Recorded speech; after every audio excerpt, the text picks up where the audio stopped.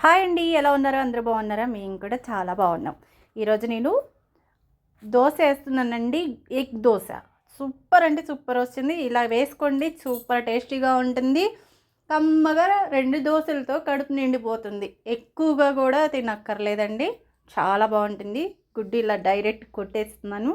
ఇలా కొట్టేసి ఇలా స్ప్రెడ్ చేయండి. మొత్తం దోశ మొత్తం ఇలా స్ప్రెడ్ చేసిన తర్వాత దీంట్లో ఉప్పు రుచికి తగినంత వేసుకోండి. చిటికెడు చాలు, మరి ఎక్కువ వేసేసుకున్నారంటే తినలేరనమాట.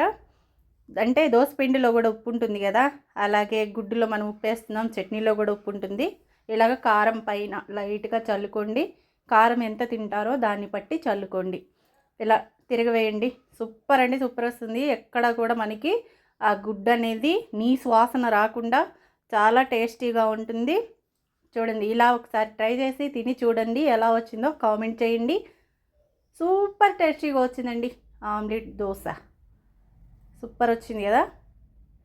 ఇలా 2 దోశలతోటే ఫుల్, ఇంకంతే. ఇంక మళ్ళా దోశలు వేసుకోవాలి 4, 5 అట్లా తినక్కర్లేదు. 2 దోశలు సరిపోతాయి అన్నమాట, ఫుల్ అయిపోతుంది. ఇలాగ ఇంకో గుడ్డు చూడండి, 2 ఎగ్ దోశలు.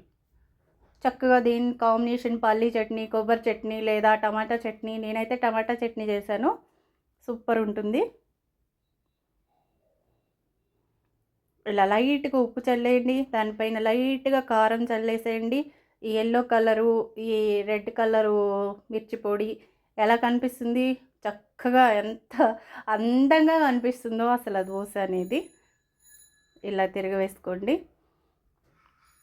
తిరగవేసినా కూడా మనకి అట్ల రేకుకి అంటుకోదనమాట, ప్యాన్కి అంటుకోకుండా నీట్గా వచ్చేస్తుంది. మనం పచ్చిగా ఉన్నప్పుడు వేసారంటే అంటుకుపోతుంది. ఆమ్లెట్ ఎలాగో అంటుకోదు కదా, వచ్చేస్తుంది.